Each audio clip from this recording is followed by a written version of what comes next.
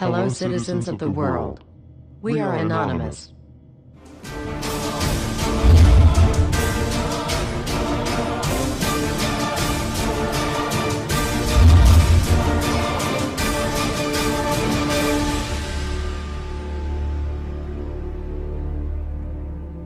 Dear brothers and sisters, now is the time to open your eyes. In a stunning move that has civil libertarians stuttering with disbelief, the U.S. Senate has just passed a bill that effectively ends the Bill of Rights in America.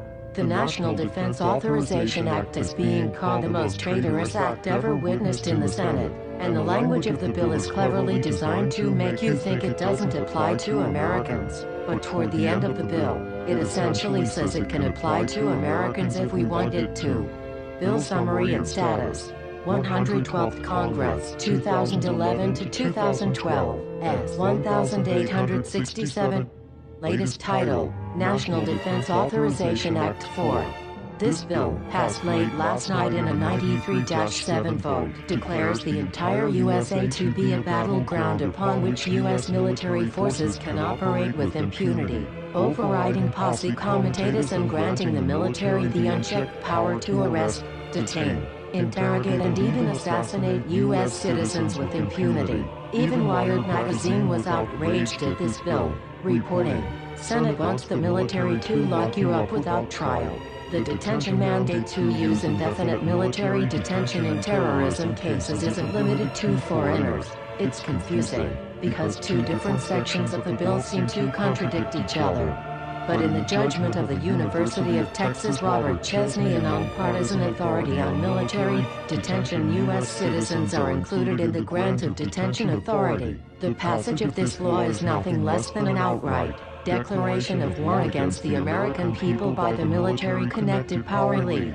If this is signed into law, it will shred the remaining tenets of the Bill of Rights and unleash upon America a total military dictatorship, complete with secret arrests, secret prisons, unlawful interrogations, indefinite detainment without ever being charged with a crime, the torture of Americans and even the legitimate assassination of U.S. citizens right here on American soil. If you have not yet woken up to the reality of the police state we've been warning you about, I hope you realize we are fast running out of time. Once this becomes law, you have no rights whatsoever in America, no due process, no First Amendment speech rights, no right to remain silent, nothing.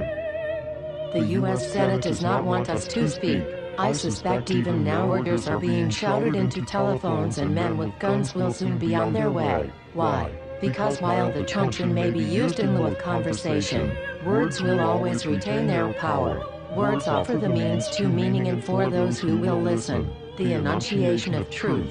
And the truth is, there is something terribly wrong with this country, isn't there? Cruelty and injustice, intolerance and oppression, and where once you had the freedom to object, to think and speak as you saw fit, you now have censors and systems of surveillance coercing your conformity and soliciting your submission. How did this happen? Who's to blame? Well, certainly there are those who are more responsible than others, and they will be held accountable. But again, truth be told, if you're looking for the guilty, you need only look into a mirror. I know why you did it. I know you were afraid. Who wouldn't be?